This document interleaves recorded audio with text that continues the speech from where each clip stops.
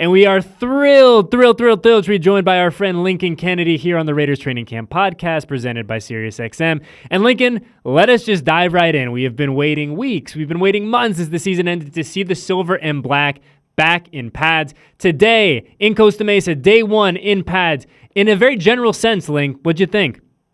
Knocking the rust off. That's the big thing, Eddie. You got to knock the rust off. You know, I think Coach Flores said it best when he was still doing the broadcast with the Raiders Radio Network, how, you got to get conditioned to hit people. You can only go so far in sweats, shorts, and helmets. We got to get conditioned to hit people. We saw it today. You saw the both sides get after it, the offense and the defense, through the run drill, through 9-on-7, through several team periods. So you got after it. You knocked the rust off, and we'll see how, when all the dust settles today and you review the film, we'll see where it lands and what you need to work on coaching-wise to get ready for another padded day tomorrow. You talk about kind of knocking that rust off, Lincoln, and one thing that really kind of stood out to me this morning when we heard from Antonio Pierce is look, these guys we're playing football, right? Like, these guys are tackling. We are not, kind of doing the two-hand touch version of training camp. From a player's perspective, Lincoln, exciting to kind of dive right into that style of football, as we're about, a week into camp now? I wouldn't say exciting is the best way to describe it, but it's a necessary evil. Yeah. When I was often asked about training camp, they say, how do you feel about training camp? Well, no one likes training camp. Nobody wants to be away from their family, wants to be stuck in a hotel and have to go through several practices a day. I know things have been condensed with the CBA, but still, you're around the same guys all the time. So nobody likes training camp, but it's a necessary evil. Look, as an offensive lineman, Eddie, I couldn't get better until I put on the pads and had somebody who would compliment weight or whatever, size of strength, come at me. I can't block anybody by shadow motions like I'm a mime or something like that. So I got to put my hands on it. And the best way to put it and keep everybody safe is to have the pads on. So you got to knock that rust off. You got to get conditioned to play football. And the only way that you can get conditioned to play football is to actually play football. Football consists of hitting. So that's what you see these days in practice and stuff like that. Before we kind of dive into what we saw today specifically, Link, I got to talk about the offensive line with you and the early goings of camp. And look, I'm not here to sound the alarm of, the guys aren't healthy, this, that, and the other. But Colton Miller and JPJ, both on the PUP list, right? When we look at that kind of as an isolated situation, Link, what are the struggles, the challenges that come out for the offensive line as a whole when you're missing two guys that in many people look as presumed starters? I'll do it like this, Eddie. I'm going to hold up my hand, and I've got 5 fingers held up, right? Like 4 fingers of the thumb, however you want to break it down. If you're missing 2 fingers, you see how incomplete that hand is? With only, that's how difficult it is. Look, offensive line, the success of offensive line play generates off of consistency.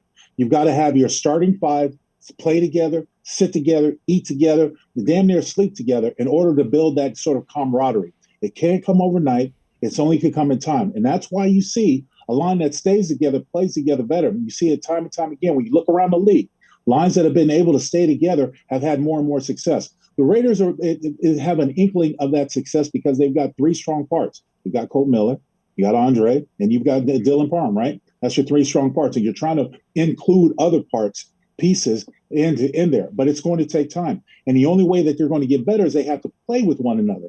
Until you have that full conglomerate that's set together, it's really hard to generate any consistency or any future outcome because right now you're trying to get through practice. You got to get your work done. You have other guys that are supposed to stand up.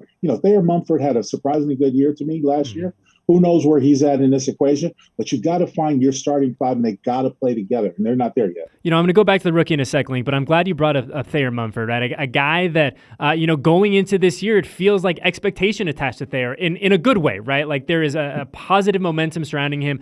He goes out from practice for a little bit today, comes back, and look, we're not here to speculate about what happened to him on the practice field. But in his stead, we hear it's DJ Glaze. DJ Glaze steps up, is running with that starting unit on the right side. Again, Lincoln, it is such a small sample size, and we're not asking you to prognosticate about what the next 4, 5, 6 months look like, but just early impressions, going through training camp going through the offseason program of DJ Glaze and what he could possibly bring to this offensive line.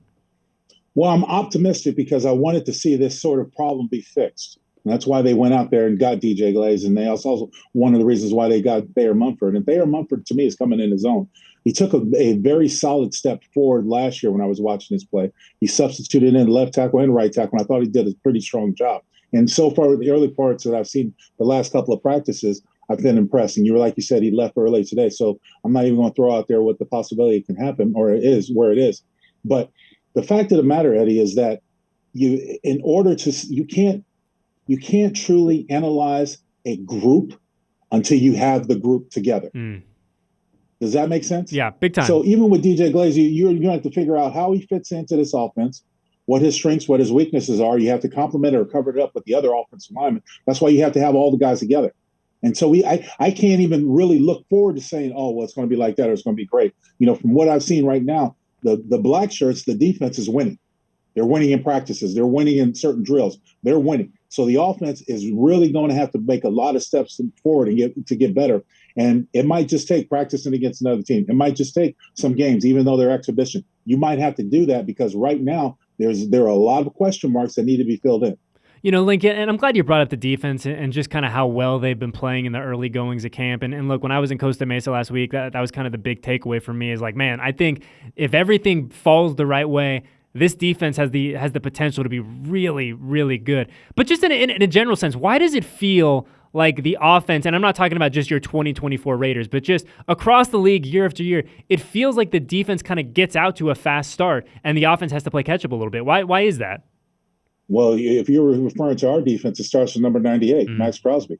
He's that catalyst, and he's more boisterous now than he's ever been. And the great thing I appreciate about Max is that ever since Max came into the league, he's been one of those guys that's going to give it his all every single time. And he's progressed to be a phenomenal player. He's progressed to be a difference maker. He's progressed to be a TJ Watt or like a Ray Lewis was back in the day, all those notable names. He's progressed to be a star. And what that creates is an infection or a sort of cascading effect where other guys want to feel that energy, want to feel that passion. Max gets fired up, Christian Wilkerson gets fired up, they go down the line. They all get fired up, the Epps gets fired up. They all get into it. And it creates a sort of euphoria on that side where guys are playing at a much faster level. This is what you saw Coach Antonio Pierce bring to the team last year when he took over.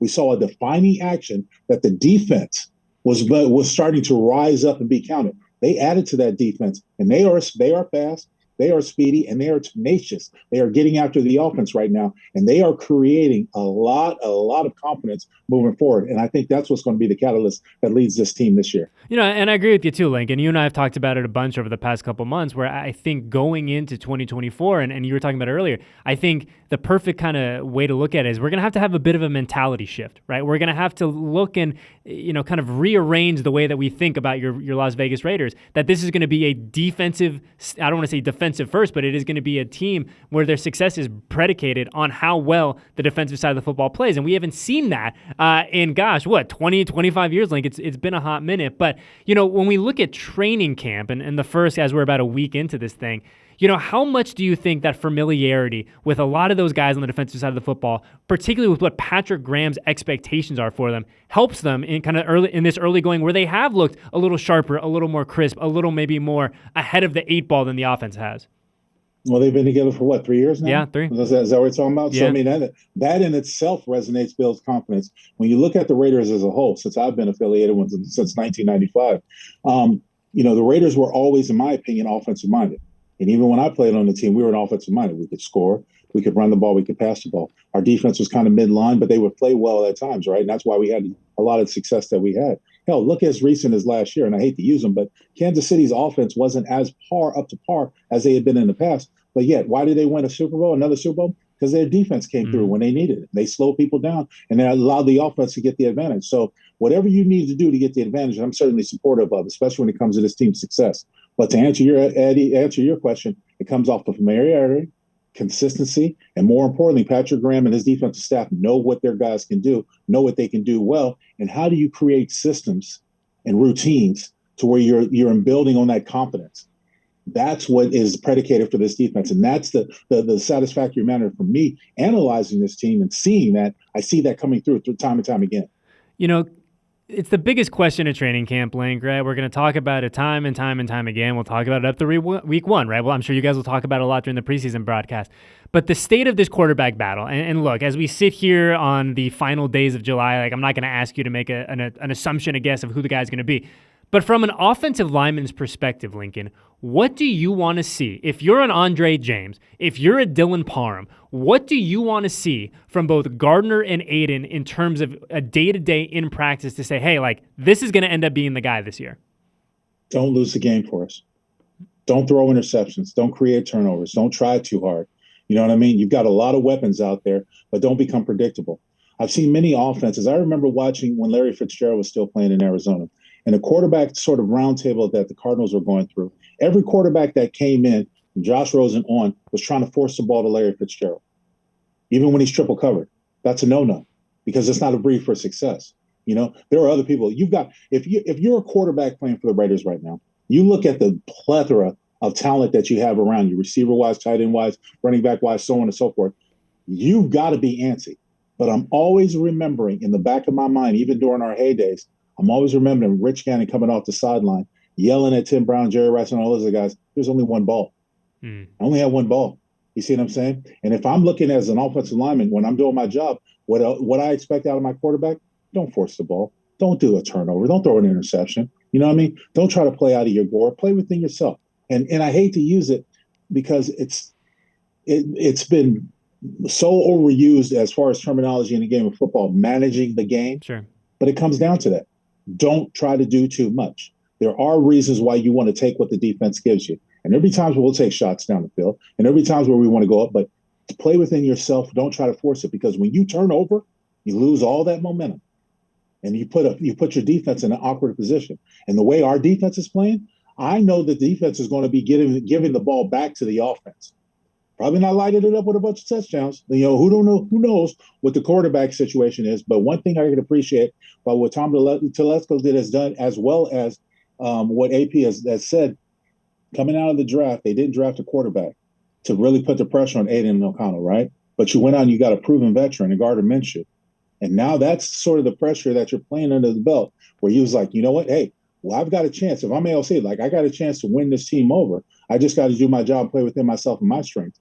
And same thing at Gardner. I'm chasing the guy in front of me, putting that pressure on him. So that's what you need. Good camp competition. You know, Link, before I let you go, we talk about day one and pads officially behind us now. What do you want to see tomorrow when the team gets back on the field there in Southern California?